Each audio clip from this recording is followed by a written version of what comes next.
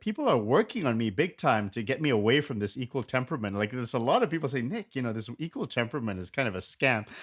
Yeah. So- and can you give me your side of it? And now, I know you might be biased or a harpsichordist, but Yeah, tell me about it. You know but what's but funny? but tell me Uh, about temperaments and tunings. Yeah. all right, temperaments and tunings. Yeah, I mean, I think so. Equal temperament was invented by lutenists in like the 16th century, actually. So it's very, very old, and people have had thought of it basically almost, almost forever. I mean, it's certainly since the advent of tonal music. So it's been around for a long time. Um, the modern piano sounds okay in equal temperament, and I don't think anybody should really take away equal temperament from the modern piano, which is sort of a marvel of engineering. Actually, I mean, it's constructed in such a way that some of the more undesirable acoustic effects of equal temperament are purposefully damped in the modern piano, which allows it to sound pretty good. I mean, a harpsichord is just wood and wire, so we have to do what we can to make it sound okay. And nature doesn't really think equal temperament sounds good. So, I mean, my opinion on temperaments is that they're. I mean, it's just the fact that uh, uh, the fact that there is any real you know body of work on temperament at all is just because it's a problem that's not really solvable, that there's an infinite number of solutions to. How do you basically make a modular system of pitches for something that isn't actually modular, right?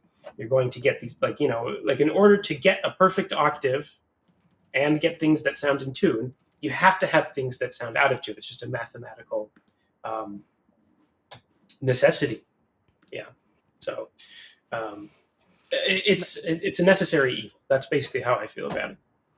One thing that I think was quite a compelling argument for non-equal temperament was the fact that in certain keys you get certain special unique characteristics out of that particular chords, particular things. It just will sound fresher, more striking, whereas if it has that bluntness of the equal temperament. Now, what's your perspective on that?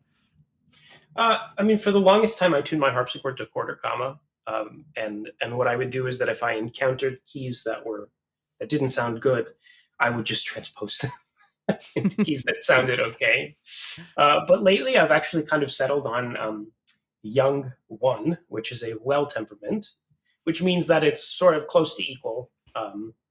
And the reality is these things like Volati and Neidhart and Young and Werkmeister, all these temperaments that people like to throw their names at, they're all basically equal. Actually, they're very, very close to equal. Okay. So basically, I mean, like in an ideal world, we would be able to play an equal temperament and it would sound good. So the piano is basically sort of the optimum solution to Well, this. what's a bad point about equal temperament? What sounds lame about it? Is it the thirds, the fifths? Is it just Yeah, I mean, generally kind of not so great? yeah, I mean, if you were to like have sine waves play equal temperament, it would sound ugly, just because the waveforms are not nice ratios of one another, right? I mean, in Okay. just temperament, um, all of these pitches are really nice multiples of the others, essentially, and so our Okay. brains really like that, and that's why we perceive them as consonant. But in equal temperament, all of those are off, right? It's sort of convenience at the expense of beauty, and the harpsichord isn't going to make those sound good. So basically, the optimization problem is how do you play in the maximum number of keys and get it to sound the least ugly? Right. So Do yeah, we I mean really need to something play in so many keys? Can we just like choose three or four and just have a good time? that's how I feel, honestly, but that's not a popular opinion. I mean, why do we need so many? I mean, in like a tune, you know? I don't know. I mean, I think there's like real issues of tessitura and stuff like that, but you don't need more than a few keys. I mean, 3 keys was enough for Monteverdi. Why isn't it enough Is for that us? so?